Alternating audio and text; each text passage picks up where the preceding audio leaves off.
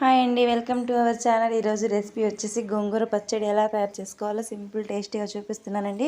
ముందుగా కావాల్సినవి నేనైతే 2 కట్టల గోంగూరని తీసుకున్నానండి.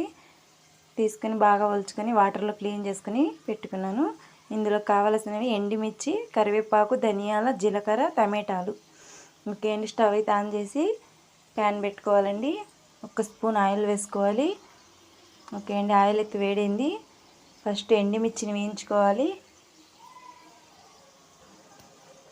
ఒక 10 ఎండుమిర్చి వేసుకున్నానండి నేనైతే. ఇవి బాగా స్పైసీగా ఉన్నాయి మిర్చి. ఓకే అండి, దోరగా వేయించుకున్న తర్వాత జీలకర్ర, కరివేపాకు, ధనియాలు వేసుకోవాలి.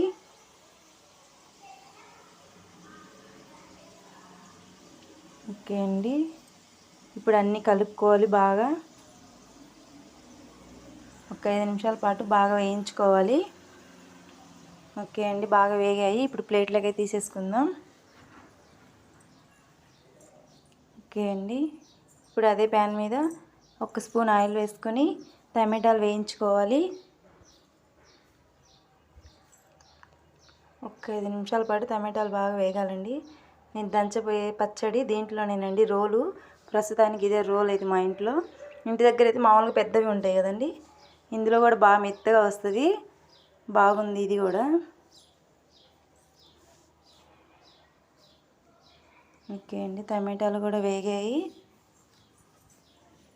తీసి పక్కన పెట్టేద్దాం. ఓకే అండి, ఇప్పుడు అదే ఆయిల్లో గోంగూరను వేసుకోవాలి. వాటర్ ఏమి వేయవని లేదండి. సో మనము వాష్ చేసేటప్పుడు ఆకుల మీద తేమ ఉంటుంది కదా, ఆ తేమ సరిపోద్ది. ఓకే అండి, ఒక 5 నిమిషాల పాటు మూత పెట్టేస్తే బాగా మగ్గిపోద్ది గోంగూర. ఓకే అండి, మెత్తగా అయిపోయింది చూడండి. ఇప్పుడు స్టవ్ అయితే బంద్ చేద్దాం. ఓకే అండి, ఇప్పుడు పచ్చడి దంచుకోవాలి. ఓకే అండి, నేను ముందుగా వేయించుకున్న ఎండుమిర్చిని వేసుకొని కొద్దిగా ఉప్పు వేసుకొని దంచుకోవాలండి బాగా మెత్తగా పౌడర్ లాగా.